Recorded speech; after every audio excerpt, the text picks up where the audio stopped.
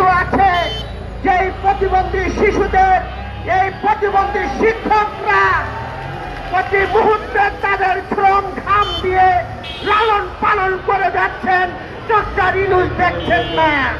কারণ তো তার একটাই কাজ, সেটা হলো প্যারাশুটে ব্যবসা করা। বন্ধুরা, আমি যে কথা বলে শেষ করতে চাই, আমি বলতে চাই বাংলাদেশের সকল বন্দর যদি যেই চুক্তি হয়েছে সেই চুক্তি প্রত্যাহার না করা হয়, তাহলে বাংলাদেশের সকল শ্রেণী পেশার মানুষকে নিয়ে আমরা যমুনার অভিমুখে যাব। কারণ এই দেশ আমার, এই দেশের সার্বভৌমত্বের জন্য, গণতন্ত্রের জন্য বারবার কারাগারে গিয়েছি, কিন্তু ইউনূস সাহেব কারাগারে যায় নাই। ইউনূস সাহেব বিদেশে বসে এসি রুমে কফি খেয়েছেন, বাংলাদেশের মানুষের গণতন্ত্রের জন্য কোনো কাজ করেন নাই।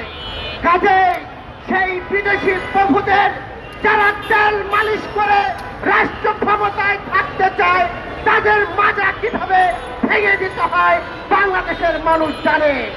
আমরা দেখেছিলাম গত 17 বছরে শেখ হাসিনা বলেছিল, ভারতকে আমরা যা দিয়েছি ভারত সারা জীবন মনে রাখবে। শুধু ক্ষমতার জন্য নতজানু পরিবেশের নীতির কারণে শেখ হাসিনা বাংলাদেশের সার্বভৌমত্বকে বিলীন করে দিয়েছিল।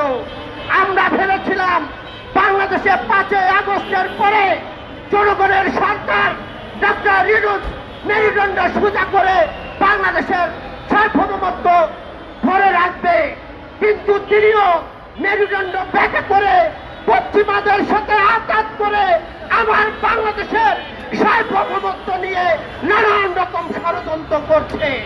আমরা এই ষড়যন্ত্র রুখে দিতে চাই।